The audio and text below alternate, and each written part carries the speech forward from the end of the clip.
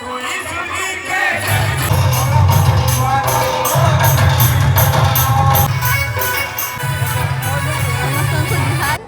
नुआखाई है तो नुआखाई जुहार भी आमे आज नुआखाई बेले सब आड़े प्रोग्राम माने चली छे तो आमे आसी छुईटा कुचिंडा नु पहले तो हेना भी होछे बाकी सेने निहास नमर चुना पढ़े भी तो से आमे इने के पले आइछु परवावाड़ी इने हमर उमादार प्रोग्राम अच्छे इने बहुत भीड़ अछन लोक माने तो अपन देखी पारबे यदि सब आड़े चारिआड़े पूरा भीड़ अछन बाकी उमादा भी निहासन तो आमे वेट करछु आमे आइले ताके देखामु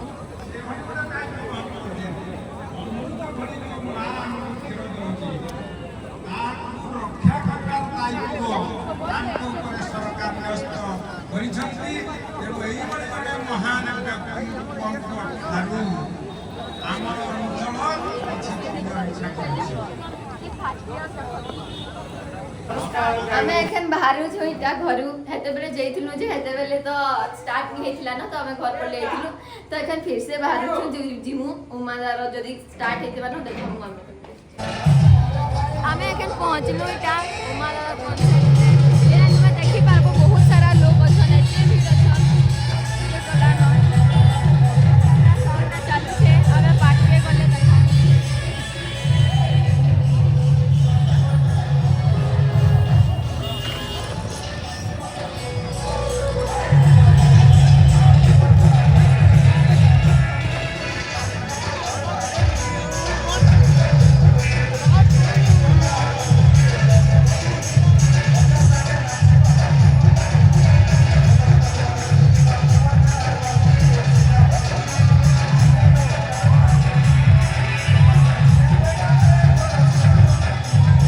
किसी नहीं सुना बार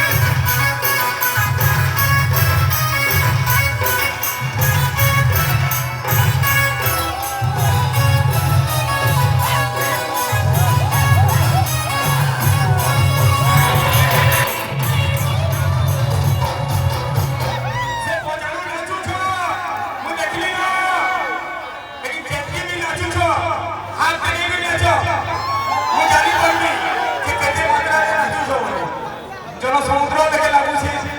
लहरी मारथबे नाचबा हाथ देखे नाचबा है तुम्हें लाइन नहीं कहे